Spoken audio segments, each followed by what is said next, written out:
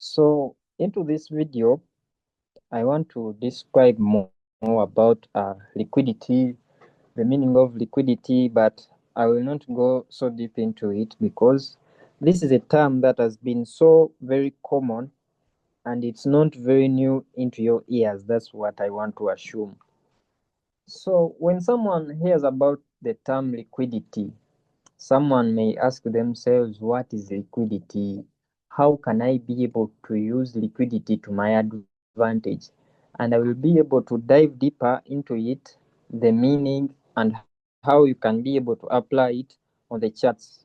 But before I continue any furthermore, I would like to inform you, in case you're new to my channel, ensure to hit the subscribe button or the follow. It doesn't matter on the platform that you're on. In case you're on this side, you can hit the follow. In case you're on the other side, you can hit the subscribe button so that we can stick together. And in case you would like a more detailed guidance, anything concerning mentorship, feel free to hit me up and we see how I can be able to help you. So, when you hear the term liquidity, there's a lot of terms to define the word liquidity, but as far as I know, liquidity, this is the money in the markets in form of retailers stop losses. Then someone might ask themselves, who are retailers? Who are these retailers whose stop losses are being targeted in the market? So retailers are the traders who trade very obvious and common strategies. And examples are support and resistance, Trendline. This does not mean that those strategies don't work. They work, but you need to also understand that anything that is too obvious in the market is very likely to be a trap. So anything that is very common or anything that you can be able to access very easily is most likely not going to be able to help you in the market. You need to understand that because we are trading these financial markets, but we are battling with wise people, and in that I mean banks, financial institutions, and all those big hedge funds that you hear about. So it means the market is not being run by very simple and very obvious strategies and all of that stuff. Okay? You need to understand that any strategy that is very obvious and very common is most likely to be a trap, and it is very most likely to lead you into making very huge losses. If I say something like that, you might be a victim also, because we've seen a lot of strategies that come up and everyone is worshiping the strategy, everyone is talking about that strategy, but only to find out that when you try it out, you end up losing. So I want to show you how these guys are able to use your strategies and formulate liquidity pools within the markets. So I want to explain more about the forms of liquidity and also retailers. Retailers, these are traders who trade very obvious and common strategies such as support and resistance, trend lines, and all that. So when it comes to forms of liquidity, we have trendline liquidity. This is very common. Trendline liquidity, this is a scenario in the market where we are having a certain imaginary line, which we are calling our trend line, being hit by the market, and then price bounces off. Price tends to hit that key point again, and again it bounces off, repeating it again and again.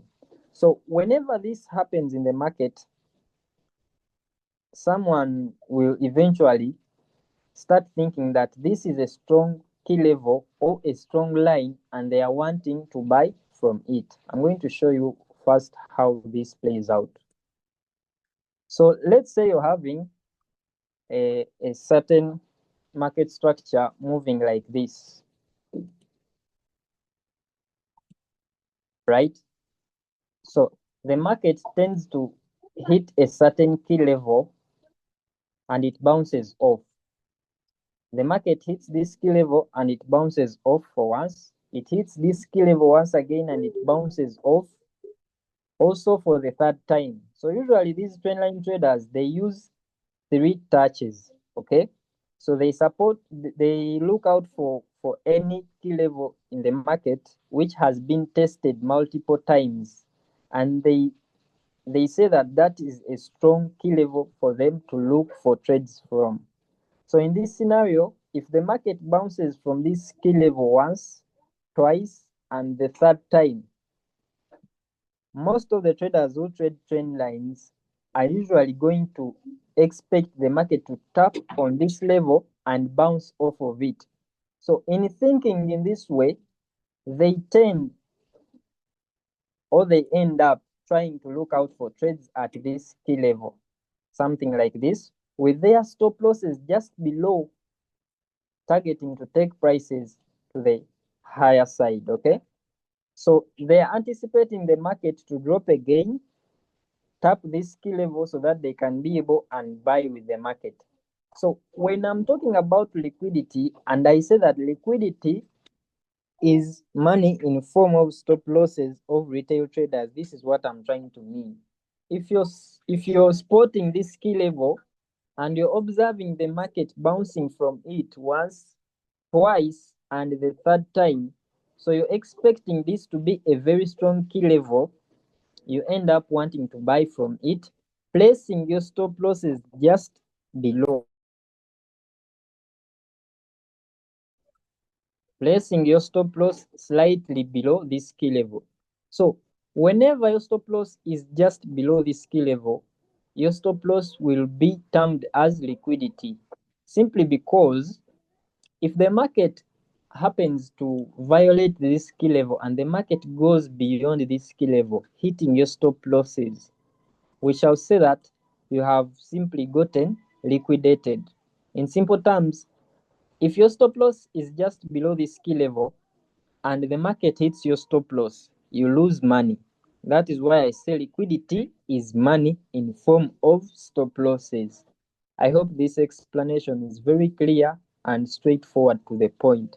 So, if you're anticipating the market to bounce off of this key level and then the market just pierces through and it triggers your stop loss, it means you have lost money in this scenario. You have lost money or the market has just liquidated you. That is what I'm trying to mean by liquidity. So your stop losses that are below this key level will be acting as liquidity in this example. Vice versa, if you're observing an upper level somewhere here, you're having the market rejecting a certain key level for how many times? We said usually they use three touches. This is the first touch, second touch, and the third touch. So you're anticipating the market to come back so that you can be able to sell from it, from this key level, because you have been able to observe that whenever the market hits this key level, the market tends to bounce off from this key level and head over to the downside, in which you're right and you're correct, because we are all students to the market. Okay, we are all students to the market, and we just come up with strategies or ideas that end up being respected sometimes, and we end up thinking that they are the master keys to the market. Okay, so if you're wanting to sell from this key level or this trend line, it means you're placing your stop loss somewhere here above.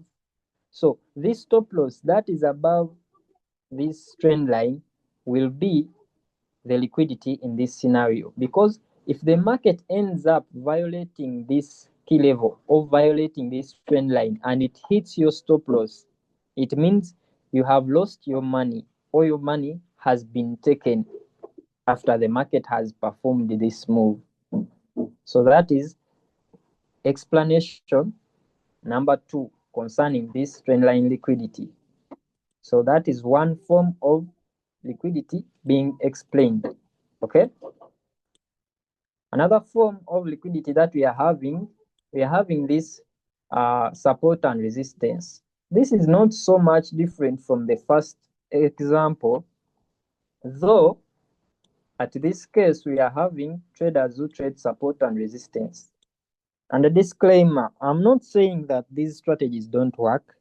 They do work, and people also make money by trading them. But to what I've come to backtest throughout the markets, as time goes by, they always end up getting violated. So it's better to understand that they work, but not all of the time. Okay? So when it comes to people who trade support and resistance, we are having a set of traders who observe certain key levels and end up calling them support and resistance levels. So we are having a scenario where the market hits this zone to the downside and it bounces off, hits the zone again, it bounces off.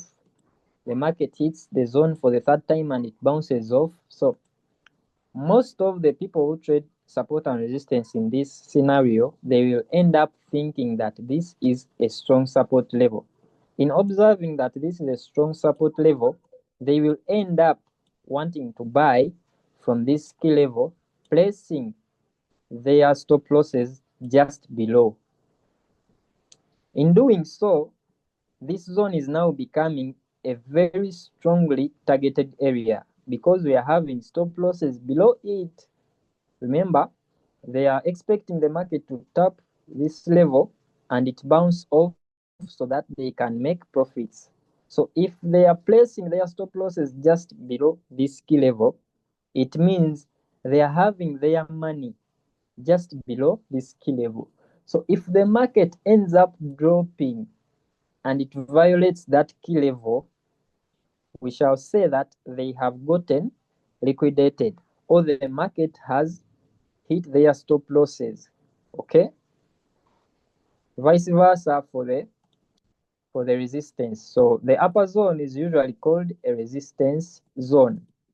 So they will always observe the market respecting this resistance zone for the first time, the second time, and also the third time. In observing so, they will be having a lot of hopes in this key level to hold. So they will be wanting to sell from this key level and they will be having their trades as follows. If they are having their trades as follows, it means they are having their stop losses just above that key level, or in simple terms, they are having their money above this key level. Because what happens when your stop loss gets hit? Your money is taken. As simple as that. So if the market happens to just violate that key level and it passes through, minus selling from it, and it hits this stop loss, it means these traders have gotten liquidated or their money has gotten taken. As simple as that. Okay, so that is another explanation of how liquidity comes up in the market and how do we end up calling it money. I hope we are moving together at the same pace.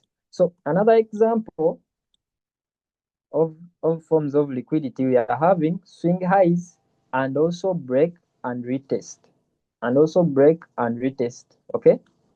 So in this first diagram, this is an example where we are having a market in an uptrend. Okay. The market is having an uptrend and we are having continuous breaks of structures to the upside. So swing highs and swing lows, they are these points over here. Swing highs or swing lows, we can also call them three candlestick patterns. Those of you who are familiar with my previous videos, this is not a new term.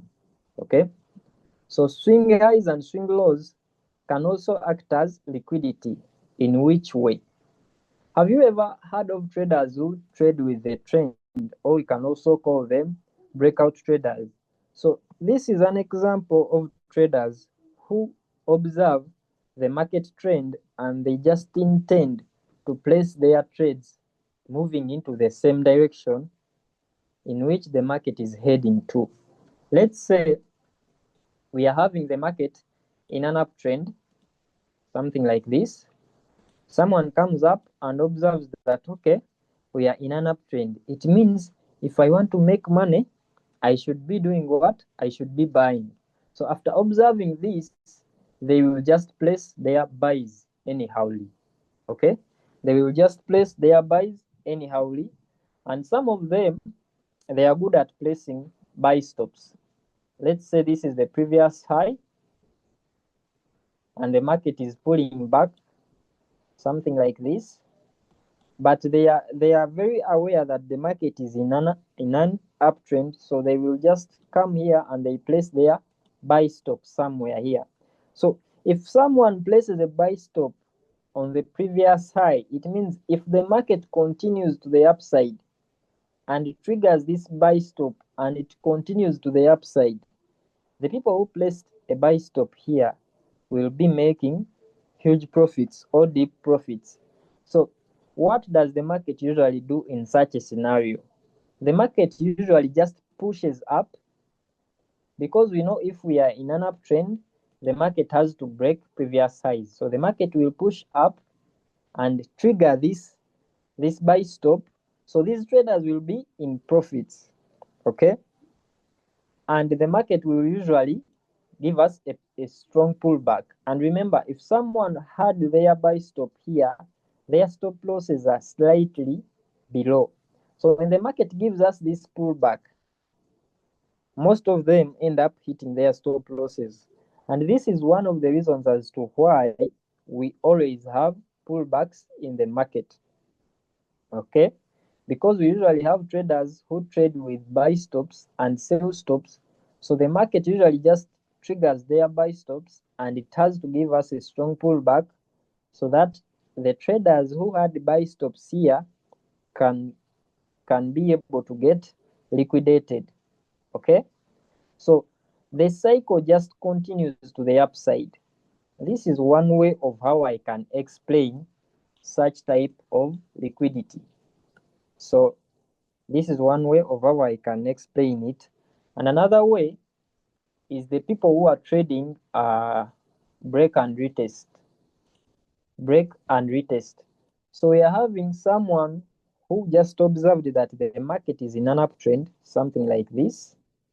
They are very clear that this is an uptrend because we are having a previous break of structure facing to the upside.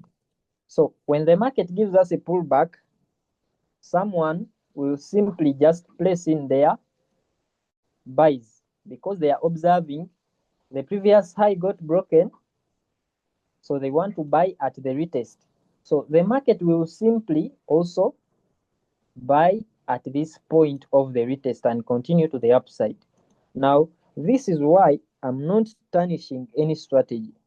All strategies work, you just have to find out which one works best for you. So the people who are trading break and retest will be placing their trades at this low, and the market will eventually continue to the upside. It means these people will be making profits.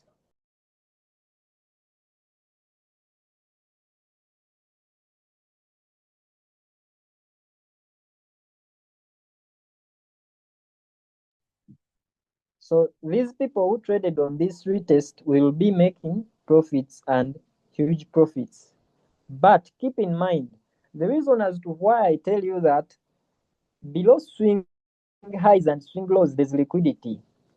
The market will always have to retrace and take out this retest.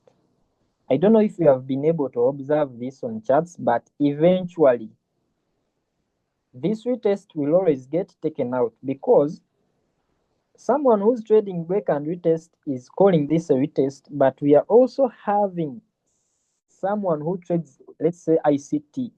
They must have observed a breaker block somewhere here. So they are also having this trade at a breaker block. So remember, breaker block entries don't usually hold price.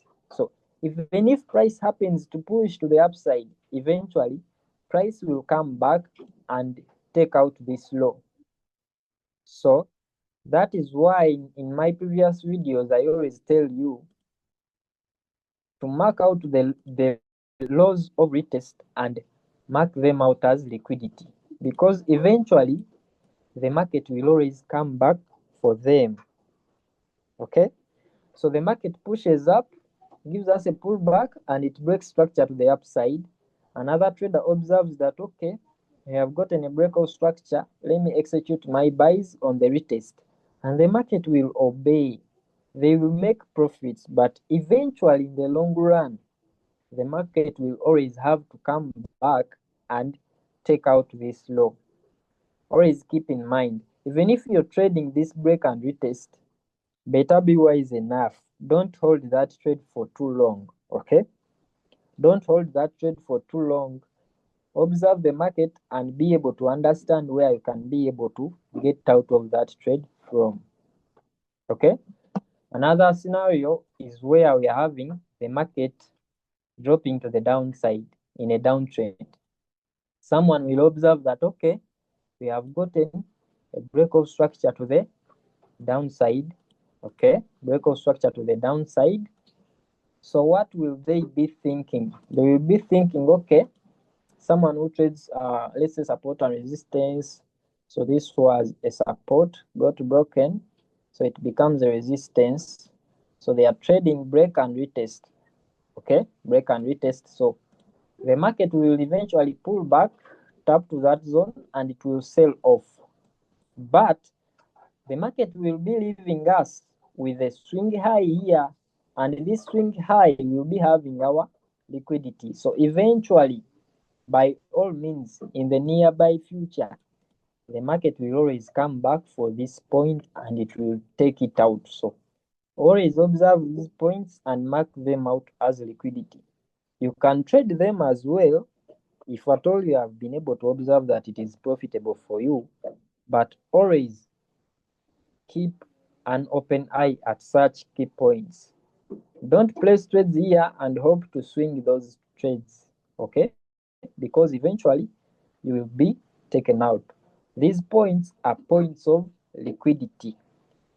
I repeat again, these points are points of liquidity because, yes, this is a point of retest, but someone who trades, let's say, ICT or smart money concepts, someone might have observed a breaker block that was here.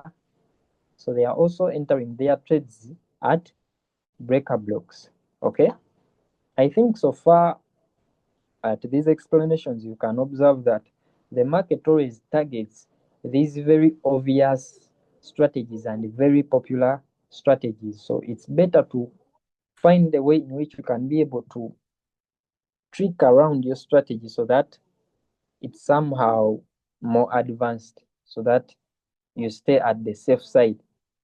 Okay, this is why I was trying to draw them to you here, that if the market is in an uptrend, pushes up, gives us a pullback, then it breaks to the upside.